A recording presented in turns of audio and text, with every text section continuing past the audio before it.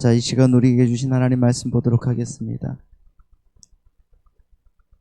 이 시간 우리에게 주신 하나님 말씀은 신약성경 148면에 있는 요한복음 4장 43절로 54절 말씀입니다. 요한복음 4장 43절로 54절 말씀을 제가 봉독해 드리겠습니다.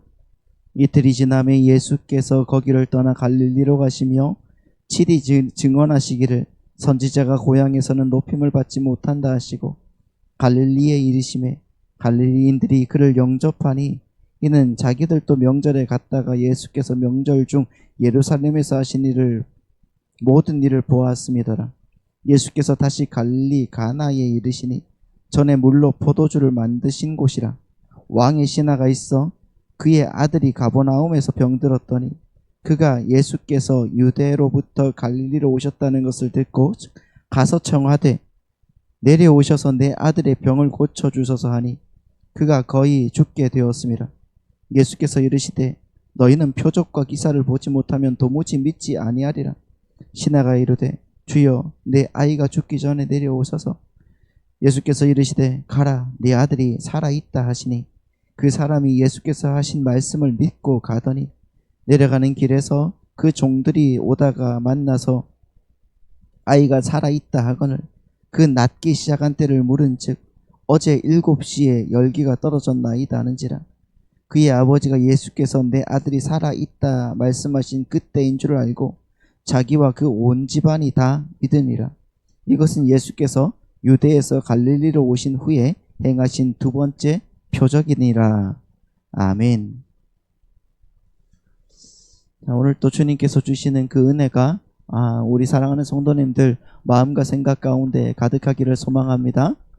오늘 우리 성도님들 마음의 모든 소망들 하나님께서 이끌어 주시고 또 그것을 통하여서 오늘 우리 집사님 찬양했던 것처럼 가물가물 모든 것이 보인다고 할지라도 하나님께서는 실수하지 않고 여러분들의 마음과 생각을 이끄시고 하나님의 뜻으로 온전하게 채우실 줄 믿습니다. 아멘. 지난주에 말씀 중에 이 말씀을 꼭 이제 해설을 해드렸어야 되는데 시간이 없어서 그냥 넘어간 부분이 있거든요. 이 말씀을 오늘 드리고 나서 이제 오늘 본문의 말씀을 이제 시작할 건데요. 오늘 주보의 칼럼에도 이제 말씀을 드렸는데 약간 어려워서 이제 설명을 조금 하고 지나가야 될 것 같아서요. 자, 35절 말씀을 보시면은 이렇게 나와 있죠. 너희는 넉 달이 지나야 추수할 때가 이르겠다 하지 아니하느냐. 그러나 나는 너희에게 이르노니 너희 눈을 들어 밭을 보라. 희어져 추수할 때가 되었다. 이렇게 말하고 있죠. 이 말씀이 어떤 의미로 여러분 받아들였습니까? 이때까지 계속 이제 우리가 전도를 해야 된다. 추수할 때가 되었다. 이렇게 말씀을 우리가 들었을 것입니다. 근데 이 말씀은 어떤 의미일까 한번 곱씹어보고 또 여러 가지 자료를 찾아본 결과가 이런 거예요. 여러분, 유대인의 절기는 6월절로부터 시작해서 무교절, 그리고 초실절, 오순절, 칠칠절, 그렇죠? 그리고 또 그 나팔절, 속죄일, 초막절 이렇게 되어 있어요. 이런 순으로 딱 지나갑니다. 이게 다 그런데 여러분 우리가 아는 것처럼 예수 그리스도의 삶과 죽음과 그리고 부활과의 연결이 되어지는 겁니다.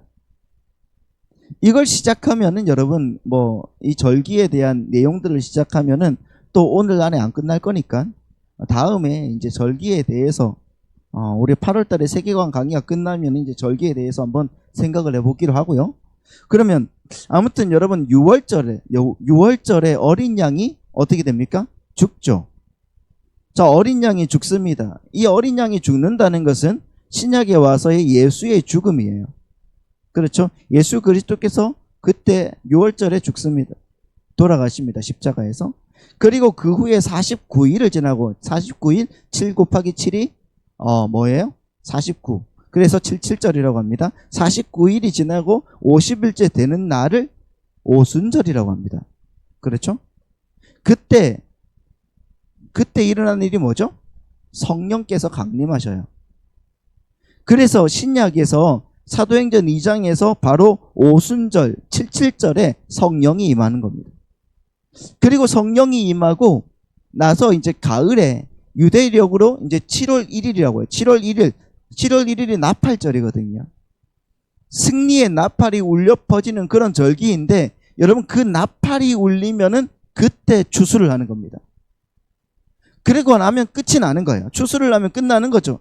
그 뒤에 이제 추수가 되고 창고에 거두어 드려야 되겠죠. 그래서 7월 15일 수장절이라고 해요. 수장절은 추수된 모든 것들을 거두어 드리는 절기.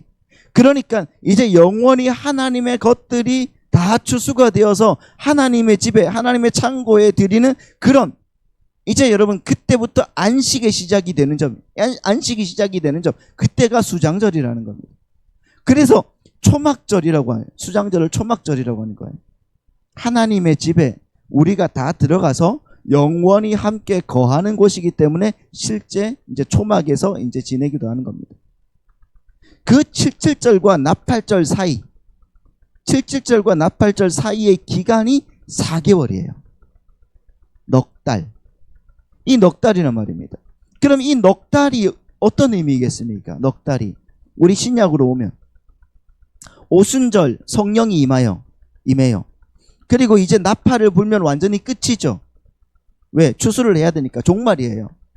나팔 불 때 나의 이름, 그렇잖아요. 찬양에 나팔 불 때 나의 이름 부를 때에 잔치 참여하겠네. 그때 추수되는 거예요, 우리가. 그러면 여러분 구속사적으로 성령님이 임하시고 나팔이 불기까지가 언제예요? 2000년 전에 예수께서 오셨을 때부터 예수님의 재림 때까지. 그 사이 기간을 그러면 우리는 뭐라고 그러죠? 예수님이 오시고 나서 부활하시고 다시 오실 때 승천하셔서 하늘에 계시고 그 하늘에서 다시 내려오실 때까지 그 기간을 뭐라고 해요? 그 사이 기간을 우리는 말세라고 하는 겁니다. 말세. 그러니까 말세는 지금 우리가 살아가고 있는 현실이 말세인 거예요. 여러분 예수님이 오시면서 이미 심판이 종결이 되었습니다. 그렇죠? 이 예수님이 십자가 안에 들어가 있는 자와 그렇지 못한 자가 이제 나누어졌잖아요. 이렇게 확연하게. 맞습니까? 십자가 상으로. 그러니까 여러분 알미니안주의자들이 얘기하는 것처럼 2000년 전에 예수님이 십자가에서 그냥 죽어놓고 이 역사 동안에 그냥 뭐 예수님을 믿어주면 그 받아들이는 그런 사람들은 구원을 하고 안 믿어주는 사람을 탈락시키는 그런 게 아니라 이미 이 그 십자가에서 다 결판이 났단 말이에요. 믿으십니까? 그 묵시 속에서 결판이 난 거예요. 그러니까 이미 추수할 것은 십자가에서 이미 다 추수가 된 거예요. 그 역사 속에서는 주님께서 우리를 만나 주셨을 때, 그리고 그 묵시 속에서는 그 창세 전에, 자, 이걸 우리 주님께서 말씀하시는 거란 말이에요. 그래서 다시 한번 35절 말씀을 보시면은 이렇게 나와 있는 겁니다. 자, 보십시오. 너희는 넉 달이 되어야, 넉 달이 지나야 추수할 때가 이르겠다 하지 아니하느냐. 그러나 나는 너희에게 이르노니 너희 눈을 들어 밭을 보라, 희어져 추수할 때가 되었다. 이렇게 말해요. 주님께서는 넉 달이 지나야지 추수할 때가 이르겠다 그러시죠. 아시는 거예요. 그렇다는 것은 지금 주님은 어디에, 지금 어떤 절기에 주님이 계시다는 거예요. 오순절에 이 사마리아 여인을 만난 거예요. 넉 달 후에가 뭐라고요? 추수할 때가 되었으니까. 넉 달 후에가 추수니까 넉 달 전은 뭐라고요? 오순절인 거예요. 그러니까 이 오순절이 임하면은 교회에서 어떤 일이 일어난다고요? 성령님이 강림하시죠. 우리에게 구원이 임하는 거예요. 맞습니까? 그런데 넉 달이 지나야 추수되어 된다는 것은 역사 속에서 외향으로 봤을 때는 그거 아직 추수할 때가 안 된 것 같은데 하면서 그렇게 보인다는 말이에요. 그러니까 우리를 한번 보십시오. 우리를 보면은 다 그렇게 보이지 않습니까? 뭐 여기에서 추수할 만한 모습을 갖고 있는 사람이 누가 있습니까? 솔직히 나는 그래도 거룩하게 살아가는데 내면을 잘 보십시오. 아무도 없어요. 근데 4달이 있어야지, 다시 말하면 주님께서 오셔야지 추수가 되는 것인데, 그게 종말인데, 성경에서 그 종말 그러면은 여러분 뭐겠습니까? 종말 그러면은 3가지를 여러분이 이해하셔야 되는데, 종말에 대한 3가지를 이해하셔야 되는데, 성경에서 말하는 종말이 첫 번째는 뭐냐고 하면 역사적인 종말이라는 게 있어요. 역사가 다 끝난다는 거죠. 그리고 두 번째는 뭐라고요? 우리 인생의 종말이에요. 나의 죽음이라는 거죠. 세 번째는 여러분에게 예수님께서 찾아옴으로 말미암아 나의 육적 자아가 죽고 새 사람으로 거듭나는, 다시 말하면 나의 옛 자아의 죽음, 옛 자아의 종말, 이게 있단 말이에요. 이 종말은 3가지가 있어요. 지금 예수님께서 사마리아 땅, 그 유대인들이 가장 싫어하던, 그 이방인보다 더 싫어하던 사마리아 사람, 같은 민족임에도 불구하고, 근데 유독 예수님이 그 부정한 땅, 그 저주의 땅, 그 사마리아로 가서 그 사마리아에서 제일 천대받던 그 유일하게 딱 한 명, 누구예요? 사람들이 잘 때, 다 낮잠 자고 있을 때 나올 수밖에 없던 그 여자, 사마리아 땅에서 가장 죄인, 자타가 공인하는 그 죄인에게 하나님이 찾아가셔서 그를 추수해 버리시는 거예요. 그래 놓고 뭐라고 하셔요? 예수님께서 제자들을 보내시면서, 보라, 추수할 때가 너희들은 4달 남았다고 그러는데 나는 이미 얘를 추수했어 라고 하시는 거예요. 그렇게 여러분, 지금 추수의 대상이 누구입니까? 추수의 대상은 이방인인 사마리아 여인인 거예요. 이제 선민이라고 자처했던 이스라엘뿐만 아니라 이방인들에게도 구원의 길이 활짝 열렸다는 거죠. 그래서 여러분 4장 42절 말씀을 보시면은 어떻게 말하고 있습니까? 예수님이, 자, 하얀색만 읽어볼까요? 시작. 그가 참으로 세상의 구주이신 줄 알미라. 세상의 구주라는 단어, 예수님이 참 세상의 구주라는 단어가 등장하는 겁니다. 주님은 유대인들만의 구주가 아니라 세상 모든 민족에게 열린 구원의 완성자시다. 믿으십니까? 그래서 여러분 36절 이하를 보시면은 주님께서 제자들을 뭘로 부르시는가? 추수꾼으로 부르시는 거예요. 자, 추수꾼이라는 단어가 굉장히 좋은 단어인데 어떤 이단이 이상하게 만들어 놔가지고 지금 굉장히 혼탁해져 있어요. 아무튼 36절 말씀 보시면은 이렇게 나와 있죠. 거두는 자가 이미 삭도 받고 영생에 이르는 열매를 모으나니 이는 뿌리는 자와 거두는 자가 함께 즐거워하게 하려 함이니라. 그런즉 한 사람이 심고 다른 사람이 거둔다는 말이 옳도다. 38절입니다. 시작. 내가 너희로 노력하지 아니하는 것을 거두러 보내었노니 다른 사람들은 노력하였고 너희는 그들이 노력한 것에 참여하였다. 이렇게 말하고 있습니다. 자, 그분이 창세전의 언약 속에서 추수한 그 백성을 역사 속에서 너희는 추수하는 자로 보내질 거라고 이렇게 말씀하고 계시는 거예요. 그래서 여러분 보시면 사도행전 1장 8절에서 그러잖아요. 뭐라고 합니까? 오직 성령이 너희에게 임하시면 너희가 권능을 받고 예루살렘과 온 유대와 사마리아와 땅끝까지 이르러 내 증인이 되리라. 이 말이 바로 이 이야기를 하고 있는 거예요. 그러면 보십시오. 사마리아 여인은 그렇게 예수님께서 추수하신 다음에 제자들이 와서 먹을 것을 사러 갔죠. 그렇죠. 자, 그러니까 성경은 뭐라고 하는 겁니까? 이렇게 깊이 들어가 보면은 정말 여러분, 정말 이게 한치도 오차가 없이 완벽하게 하나님의 시나리오로 짜져 있는 거예요. 제자들이 사마리아에 도착하자마자 왜 하필 먹을 것을 사러 갔겠습니까? 왜요? 예수님이 지금 이 추수 이야기를 하려고. 그러니까 그것들이 다 하나님의 시나리오 속에 들어가 있는 거란 말이에요. 생각해 보죠. 추수는 왜 하는 거죠? 추수는 먹으려고 하는 거잖아요. 아닙니까? 벼를 추수하면은 쌀을 먹는 거잖아요. 제가 지금 틀린 말 하는 거 아니죠? 네, 맞죠? 그러니까 추수는 먹으려고 하는 거예요. 먹으려고. 그런데 제자들이 먹을 것을 사왔어요. 그래서 예수님한테 뭐라고 해요? 예수님 이제 먹을 거 사왔으니까 식사하세요. 그런단 말이에요. 그랬더니 예수님 뭐라고 하십니까? 나에게는 너희들이 모르는 양식이 있다 그러시죠. 지난주에 말씀을 드렸어요. 그렇죠? 그러니까 무슨 말이, 이 말씀이 뭐예요? 나는 이미 추수를 했어 라는 말이잖아요. 추수를 해서 내가 지금 양식을 먹는데 그 양식이 뭐냐고 하면은 나를 보내신 아버지의 뜻을 행하는 것이야 하면서 제자들을 추수꾼으로 다시 부르시는 거예요. 36절을 보시면은 거두는 자들이 나오는데 그 거두는 자들이 이미 삭슬 뭐래요? 받았다고 나오죠. 삭슬 받았다. 근데 한번 생각을 해보세요. 인부는 원래 인부의 삭슬은 언제 받습니까? 일이 끝나고 나서 받는 거예요. 그런데 일을 시작하지도 않았는데 삭슬 주었다는 것은 거두는 일이 이제 너무 긴박한 상황에 이르렀기 때문에 미리 삭슬 주어야 될 정도로 긴박해졌다는 의미란 말이에요. 근데 36절을 보시면은 뿌리는 사람은 한 사람이다. 뿌리는 사람은 한 사람이다. 그럼 뿌리는 사람이 누구시죠? 예수 그리스도. 거두는 자들은 제자들을 비롯한 하나님의 백성들이란 말이에요.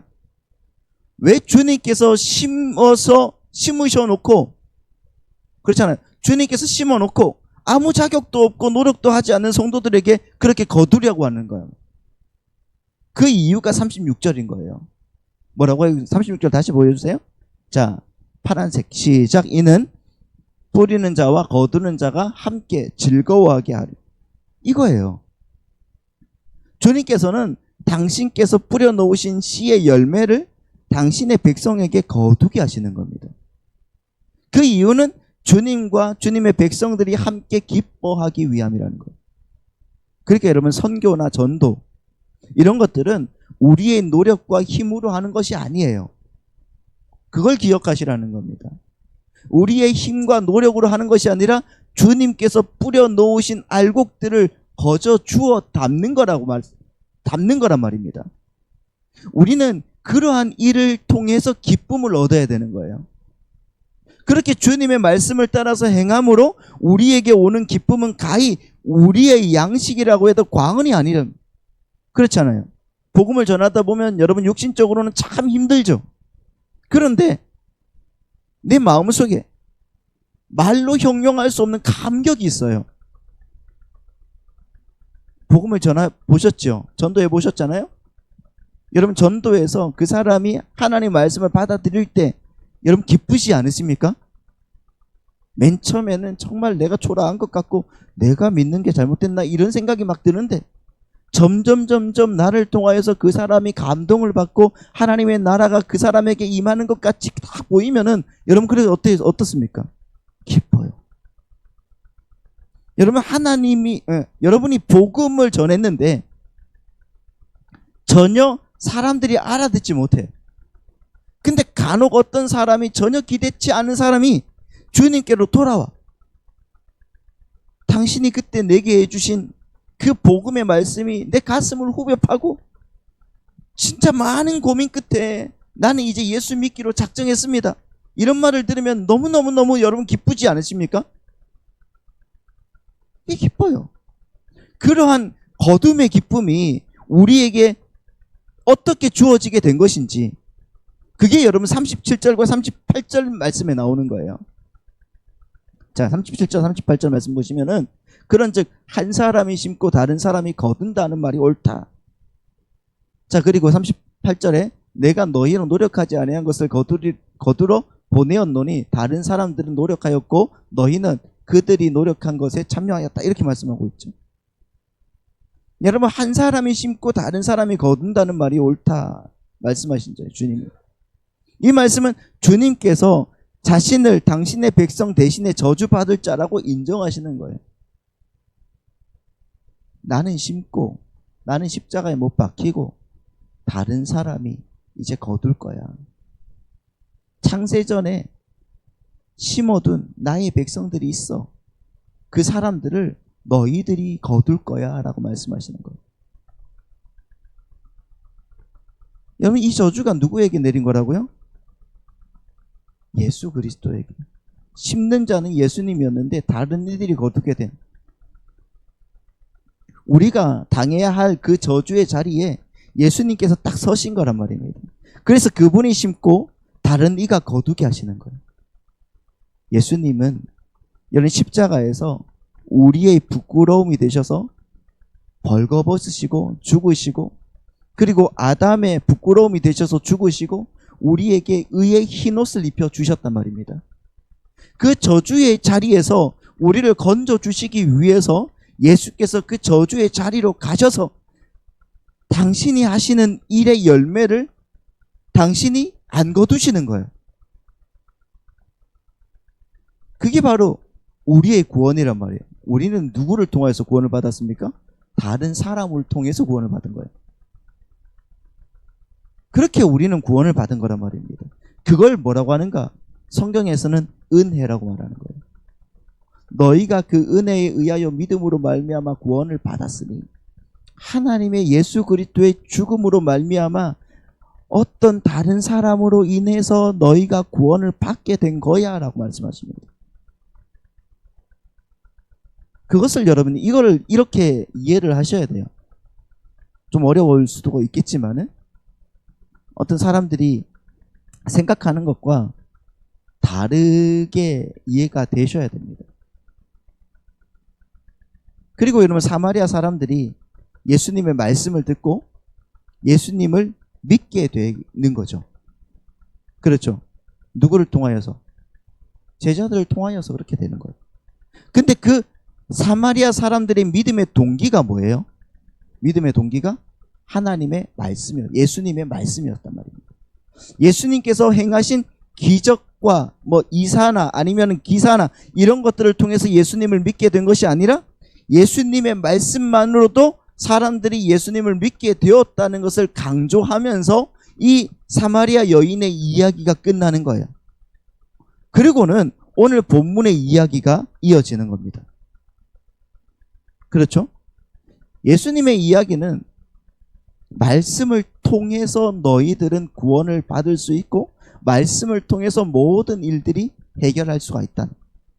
오직 말씀이 너희들의 전부가 되어야 된다라고 말씀하시는 거예요. 근데 오늘 본문의 이야기는 여러분들께서도 여러분 잘 아시겠지만은 예수님께서 행하신 기적의 이야기예요. 죽어가는 한 아이를 살려내신 이 이야기잖아요. 그러니까 말씀과 그 기적이 대조를 이루고 있는 거예요. 얼핏 보면은 그렇죠. 성경은 지금 동서고금을 막론하고 무언가 보여야지 믿을 수 있다는 그런 표적에 광분하는 그 어떤 무리의 그런 행태를 향해서 경고하기 위한 그 말씀만으로 예수를 믿게 되었다는 사마리아 여인의 이야기 말미에 오늘 본문의 이야기를 붙여놓은 거란 말입니다. 그 관점에서 오늘 본문을 한번 이해를 해보십시오. 자, 먼저 44절 45절 말씀 보시면은 이렇게 나와 있죠. 같이 읽습니다. 시작. 친히 증언하시기를 선지자가 고향에서는 높임을 받지 못한다 하시고 갈릴리에 이르심에 갈릴리인들이 그를 영접하니 이는 자기들도 명절에 갔다가 예수께서 명절 중 예루살렘에서 하신 일을 보았음이라라. 이렇게 말합니다.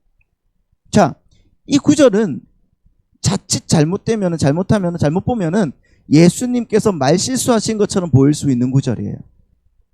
자, 44절에서 뭐라고 하십니까? 주님이 선지자가 고향에서는 높임을 받지 못한다 이렇게 말씀하시잖아요. 근데 그게 사실이죠. 주님은 실제로 고향에서 많은 배척을 당하셨어요. 그러니까 공간복음에서도 보면은 예수님께서 정말 일을 하시는 그 도중에 그 자기 친족들이 와가지고 막 못하게 막고 또 다른 고향 사람들이 막 와서 막 죽이려고 하고 그런단 말이에요.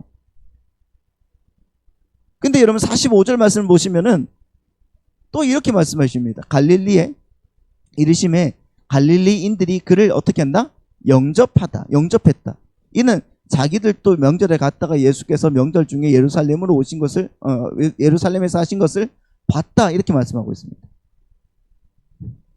45절에서는 보면은 예수님은 44절에서 선지자가 고향에서는 배척을 받는다고 했는데 45절 보시면 고향 사람들이 예수님을 열렬하게 환영했다. 영접이라는 게 지금 보면은 열렬하게 환영했다는 거거든요. 어떻게 된 일입니까? 이 두 구절이 오늘 본문의 주제를 힌트하고 있는 거예요. 예수님께서 거짓말을 하시거나 아니면은 뭐 그냥 이상한 말을 하시는 분이 아니잖아요. 그런데 갈릴리 사람들이 예수님을 영접하고 환영했습니다. 과연 이것이 무엇을 의미하는 겁니까? 자, 본문의 45절을 다시 보시면은 갈릴리 사람들이 예수님을 영접하고 환영한 이유가 뭐라고요? 자, 하얀색 시작. 명절 중 예루살렘에서 하신 모든 일을 보았기 때문이라는 거예요. 갈릴리 사람들이 예수님을 영접하고 환영한 이유가 예수님께서 행하신 그 기적을 보고 예수님을 영접한 겁니다. 어이구 잘했다. 우리에게도 그러한 능력을 보여줘. 이거죠. 그러한 자들이 우리가 배운 2장에서도 있어요. 2장 23절 24절. 6월절에 예수께서 예루살렘에 계시니 많은 사람이 그의 행하시는 표적을 보고 그의 이름을 어떻게 했다? 믿었으나 예수는 그의 몸을 그들에게 의탁하지 아니하셨으니 이는 친히 모든 사람을 아시며 예수님을 믿는다고 하는 사람 중에는 예수님께서 행하시는 신기한 어떤 기적을 신통력을 보고 믿었다는 사람들이 있다는 겁니다. 그러나 여러분 그들의 믿음은 온전한 믿음이 아니죠. 왜냐하면 예수께서 그들에게는 당신의 몸을 의탁했다 안 했다? 안 했다. 그 말은 그렇게 무언가를 보고 믿으려고 하는 사람들은 그리스도와의 연합이 이루어질 수 없는 자들이라는 말을 하고 있는 거예요. 예수님과의 연합이 이루어질 수가 없다는 겁니다. 그런데 우리가 잘 아는 말씀 요한복음 1장 12절에서도 영접하는 자가 나오죠. 자, 1장 12절 말씀 보시죠. 시작. 영접하는 자 곧 그 이름을 믿는 자들에게는 하나님의 자녀가 되는 권세를 주셨으니 여기에 보시면은 분명 성경이 영접하는 자 그리고 주님의 이름을 믿는 자들에게는 하나님의 자녀가 되는 권세가 이미 주어졌다고 확언하고 있잖아요. 근데 우리가 보았을 때 예루살렘에서는 주님을 믿는다고 하는 자들이 있었고 갈릴리에서는 주님을 영접하는 자들이 있었단 말이에요. 근데 주님은 그들이 자신을 환영하고 영접하는 것이 아니라고 하실 뿐 아니라 뭐라고 합니까? 그들에게 당신의 몸을 의탁하지도 않으신 겁니다. 자, 우리는 이러한 구절을 통해서 아주 중요한 메시지를 확인할 수가 있는 거예요. 뭡니까? 이 세상에는 믿는다고 하는 사람도 많고 예수를 믿고 예수를 영접했다는 사람도 많이 있다는 겁니다. 하지만 주님은 그들 모두를 성도라고 부르지 않는다는 것입니다. 기억하셔야 됩니다.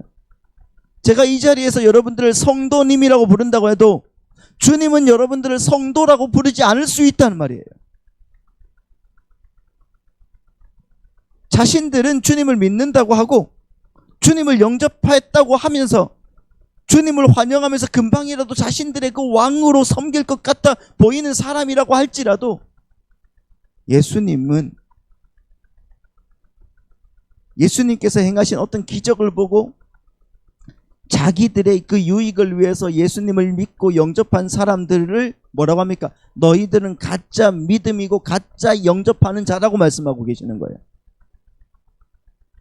그래서 주님이 선지자가 고향에서는 환영을 받지 못한다고 그렇게 말씀하신 직후에 갈릴리에서 표적을 본 사람들이 주님을 환영하면서 영접하는 장면이 오늘 본문에 등장하는 거예요. 가짜 영접이라는 거예요. 가짜 영접. 가짜 환영이라는 거예요. 성경은 그들의 영접이 가짜였다는 것을 분명하게 보여줍니다. 누가복음을 보시죠. 누가복음 4장 24절로 29절입니다. 또 이르시되 내가 진실로 너희에게 이르노니 선지자가 고향에서는 환영을 받는 자가 없느니라. 25절 내가 참으로 너희에게 이르노니 엘리야 시대에 하늘이 3년 6개월 동안 닫히어 온 땅에 큰 흉령이 들었을 때에 이스라엘에 많은 과부가 있었을 때 엘리야가 그중 한 사람에게도 보내심을 받지 않고 오직 시돈 땅에 있는 사렙다의 한 과부에게 뿐이었으며 또 선지자 엘리사 때에 이스라엘에 많은 나병 환자가 있었을 때 그 중에 한 사람도 깨끗함을 얻지 못하고 오직 수리아 사람 나아만 뿐이었느니라. 회당에 있는 자들이 그것을 듣고 다 크게 화가 나서 29절입니다. 시작. 일어나 동네 밖으로 쫓아내어 그 동네가 건설된 땅 낭떠러지까지 끌고 가서 밀쳐 떨어뜨리고자 하되. 주님께서 고향인 나사렛에서 당하신 일이에요. 오늘 본문에서는 분명 예루살렘에서 행하신 많은 표적들로 인해 갈릴리 사람들이 주님을 영접했고 예루살렘에 있던 사람들은 주님을 믿었다고 했습니다. 그런데 주님께서 그들에게 기적을 보여주시지 않고 말씀을 전하시며 자신들의 그 죄를 지적하니까 어떻게 합니까? 그들이 주님을 낭떠러지로 끌고 가서 죽여버리려고 했던 거예요. 여기에 아주 중요한 메시지가 담겨 있죠. 여러분, 예수님을 믿는다고 하면서 기적을 보고 싶어 하고 그 기적들로 생활의 척도를 삼는 사람들이 얼마나 많이 있느냐는 겁니다. 그러나 성경은 그러한 사람들은 자신들의 삶 속에 기적이 일어나지 않고 자기들에게 유익이 되지 않으면 언제든지 예수님을 살해할 수 있는 사람이라고 경고하고 있는 거예요.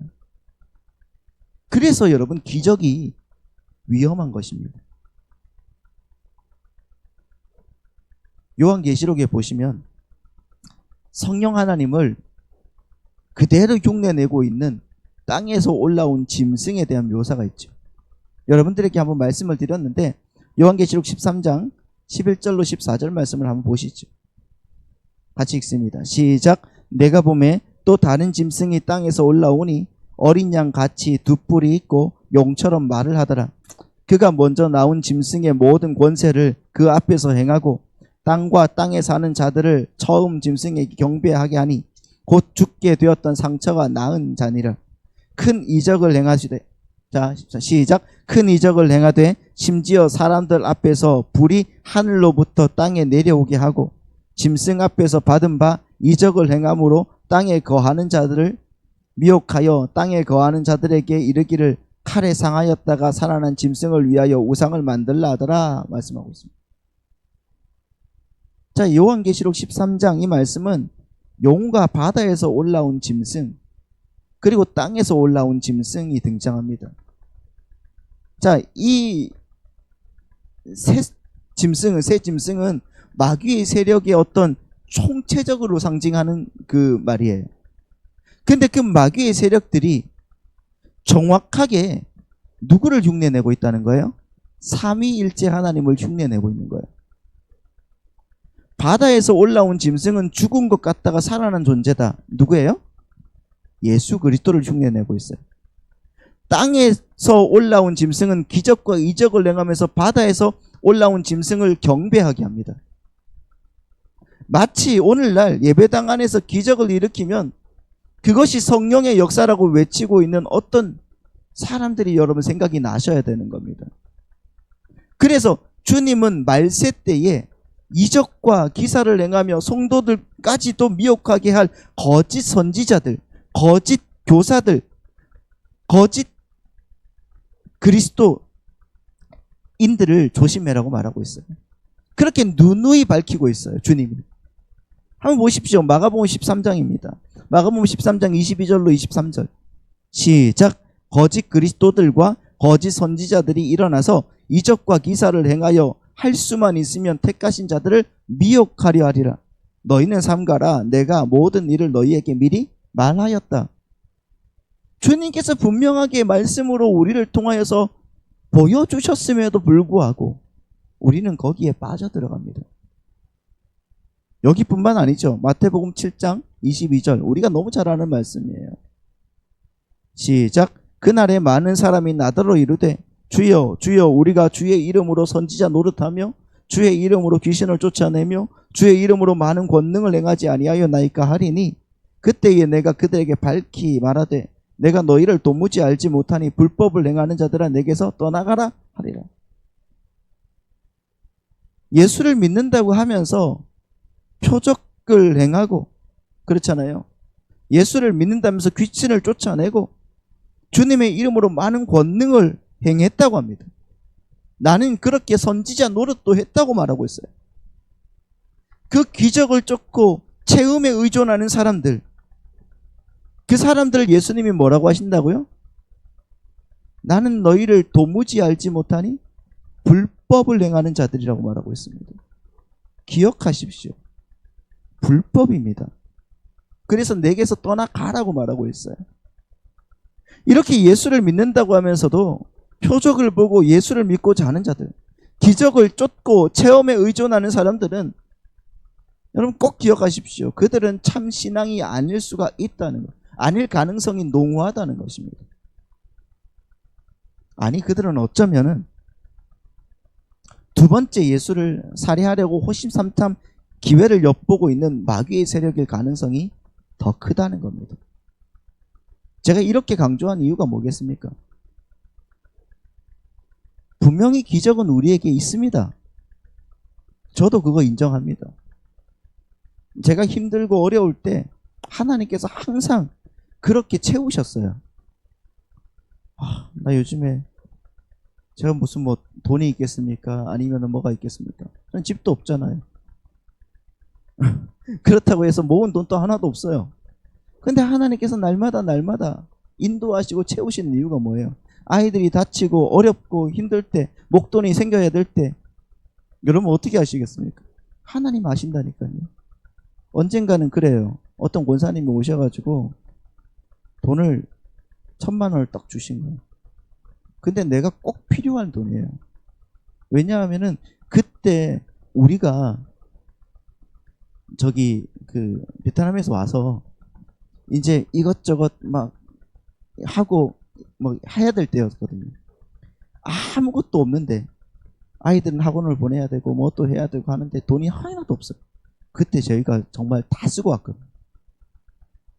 그런데 권사님 이거 어떻게 저한테 주세요? 그러니까 하나님이 가서 정 목사 주고 오라고 했어요 하고 그냥 가시는 거예요.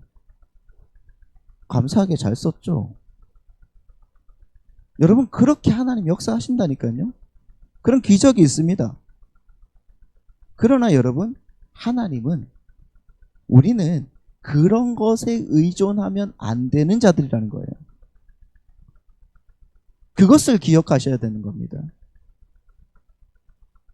기적을 추구하고 체험을 좋아하고 자신의 경험을 중시하는 사람들은 여러분 그런 것이 사라져버리면 불안해서 못 견뎌요.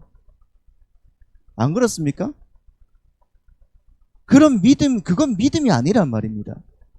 성경은 분명히 우리에게 믿음이 없이는 하나님을 기쁘시게 할 수 있다 없다? 없다고 말해요. 믿음이 없으면 하나님 나라를 볼 수 없다고 말하고 있죠.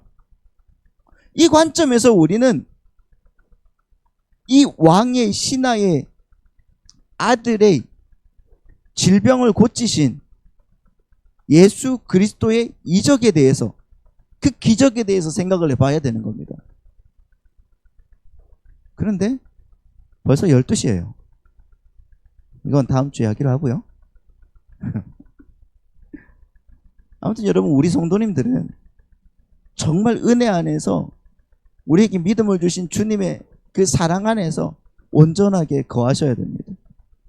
또한 여러분 정말 우리는 그 한 톨도 안 되는 우리의 믿음이 아니라, 나의 신념이 아니라 주님께서 주시는 그 믿음을 가지고 하나님이 행하고자 하시는 그 일들을 말씀을 통하여서 하나씩 이루어 나갈 수 있는 믿음의 백성이 되어야 될 줄 믿습니다. 그렇게 하루하루를, 그 일주일을 살아가시는 우리 성도님들 되시고요. 주중 예배에 참석하셔서 더 큰 은혜를 받으시는 우리 성도님들 되시기를 예수님의 이름으로 축원합니다.